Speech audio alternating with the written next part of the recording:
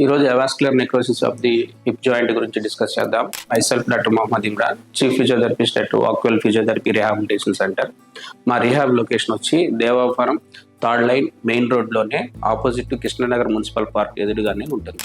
ఈ hip joint కి రక్త ప్రసరణ అనేది సరిగ్గా జరగకపోవడం వల్ల ఇది ఫ్యూమర్ బోన్, ఇది నెక్ ఆఫ్ ది ఫ్యూమర్ బోన్ అనమాట. ఈ రక్త ప్రసరణ సరిగ్గా జరిగిపోవడం వల్ల ఏమవుతుందంటే ఈ బోన్ అనేది డెత్ టిష్యూగా కన్వర్ట్ అయిపోతుంది. డెత్ టిష్యూగా కన్వర్ట్ అయిపోగానే జాయింట్లు అంటే మన గ్రాయిన్ రీజన్ లో ఏమవుతుందంటే పెయిన్ అనేది స్టార్ట్ అవుతుంది.